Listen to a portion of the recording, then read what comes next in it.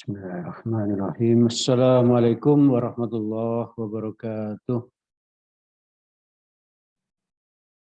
Jamaah yang saya hormati, yang dirahmati oleh Allah, mari kita senantiasa terus bersyukur kepada Allah, karena Allah telah memberikan nikmat-Nya yang sangat banyak kepada kita, nikmat sehat, nikmat waktu luang, nikmat kesempatan hidup, nikmat bisa beribadah dengan baik, dan banyak lagi nikmat yang telah diberikan Allah kepada kita.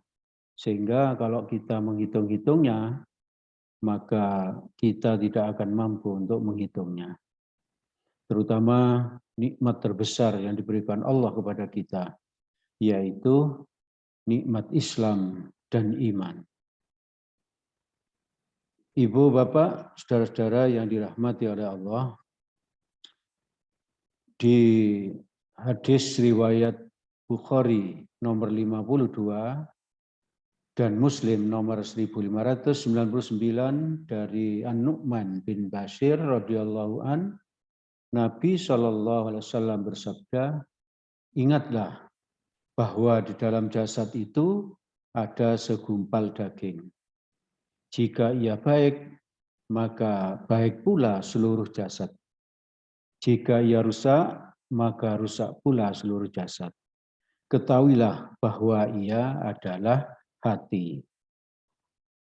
Maka ibu bapak, saudara-saudara yang dirahmati oleh Allah, mari kita bersihkan hati kita agar kita ini bebas dari penyakit-penyakit hati seperti sombong, riya, iri hati, dengki, dan banyak lagi penyakit hati yang harus kita bersihkan.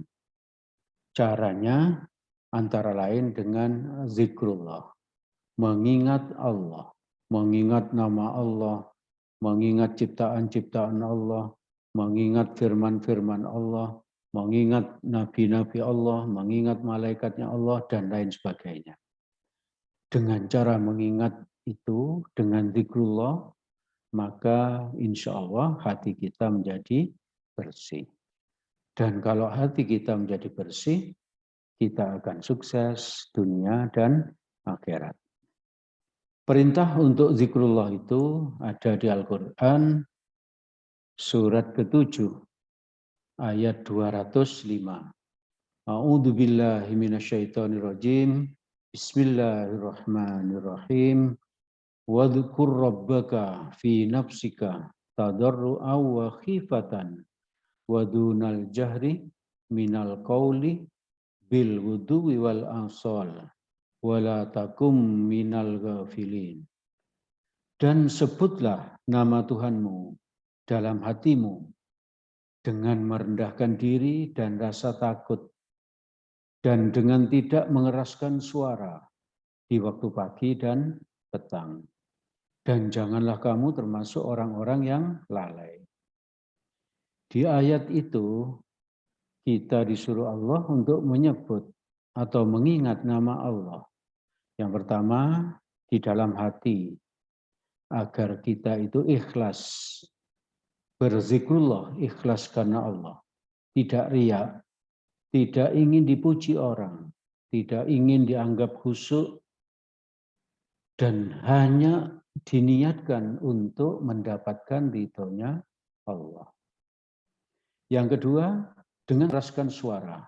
Karena kita sedang menyebut nama Allah. Tuhan yang maha mendengar. Bukan Tuhan yang tuli. Bukan Tuhan yang jauh. Tapi Tuhan yang sangat dekat dengan kita. Bahkan di dalam suatu ayat dikatakan Allah itu dekatnya dengan kita itu lebih dekat dibandingkan apa? Urat leher kita. Sangat dekat, sangat dekat. Maka kita tidak perlu dengan berteriak-teriak, tapi dengan suara yang sangat lembut. Kita sebut nama Allah, misalnya ya Allah, ya Rahman, ya Rahim, ya Ghaffar, ya Razzaq, dan banyak lagi nama Allah itu. Kalau di Al-Quran ada 99 nama. Jadi kita sebut dengan tidak mengeraskan suara. Dengan suara yang lembut. Dan lebih utama kalau kita berzikrullah itu di dalam hati. Di dalam hati. Yang ketiga, kita berzikrullah itu di pagi, di waktu pagi dan petang. Pagi kita berangkat kerja, jika kita berzikir saat itu, maka insya Allah kita akan ditolong oleh Allah. Perjalanan dari rumah ke tempat kerja jadi lancar dan selamat. Pekerjaan selesai dengan baik, rezeki lancar, halal barokah, disayangi bos, disukai teman, dan banyak lagi keuntungan-keuntungan apabila kita berzikrullah. Juga kalau kita di perjalanan itu kita zikir pada Allah, kita pasti akan taat berlalu lintas. Taat pada peraturan lalu lintas. Ada lampu merah kita berhenti, walaupun saat itu mungkin sepi, dan lain sebagainya. Karena apa? Karena kita saat itu ingat kepada Allah. Orang yang ingat pada Allah itu akan menjadi orang yang sangat taat. Lalu kita zikrullah itu di waktu petang. Pulang kerja, kondisi capek. Kalau saat itu kita masih bisa zikir, maka insya Allah kita bisa zikir di waktu-waktu yang lain. Jadi kalau kita bisa zikir di pagi hari dan petang, insya Allah di siang hari, di malam hari, kita akan mampu untuk berzikir. Dan yang keempat, di ayat tadi itu, dan janganlah kamu termasuk orang yang lalai. Jangan sampai kita itu lupa untuk mengingat Allah. Karena sibuk bekerja, karena sibuk dengan anak, karena sibuk dengan cucu, dengan keluarga. Atau apa? Kita tidak zikir itu karena memang dilalaikan syaitan. Syaitan itu tidak suka kalau kita itu banyak mengingat Allah. Diusahakan agar mengingat Allah itu sebanyak-banyaknya. Jangan sampai lalai. Tapi sebanyak-banyaknya. Sebagaimana firman Allah di Quran surat 33 ayat 41. A'udzu billahi minasyaitonir rajim. Bismillahirrahmanirrahim. Ya ayyuhalladzina amanu dzkurullaha dzikran katsira. Hai orang-orang yang beriman, berzikirlah dengan menyebut nama Allah. Zikir yang sebanyak-banyaknya. Jadi perintahnya di sini zikir yang sebanyak-banyaknya. Kalau di dalam ilmu matematik itu banyak itu berarti apa? Lebih dari separuh. Jadi kalau kita punya waktu 24 jam dalam satu hari semalam, berarti kita itu yang bagus itu menurut ayat ini, zikirnya itu 12 jam lebih. Maka agar zikir kita itu banyak, berzikirlah diusahakan di dalam hati. Karena apa?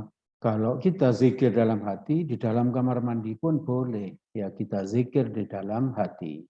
Tapi kalau dengan lisan di kamar mandi itu tidak boleh kita berzikir. Oleh karena itu mari kita latih hati kita agar banyak-banyak berzikir.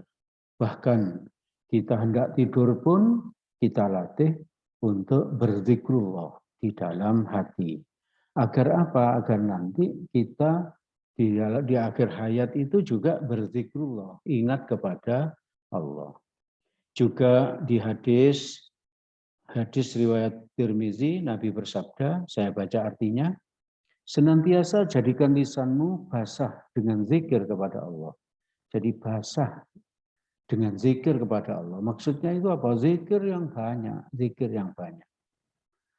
Ibu bapak, saudara-saudara yang dirahmati oleh Allah, ada beberapa keutamaan zikir, tapi pada kesempatan ini saya sampaikan satu saja, bahwa orang yang berzikir itu akan membuat hati jadi tenang dan tentram. Di Quran surat 13 ayat 28. Alladzina amanu wa tatma'innu qulubuhum bi dzikrillah. Ala bi dzikrillahi tatmainnul qulub, yaitu orang-orang yang beriman dan hati mereka menjadi tentram dengan mengingat Allah. Ingatlah, hanya dengan mengingat Allah lah hati menjadi tentram.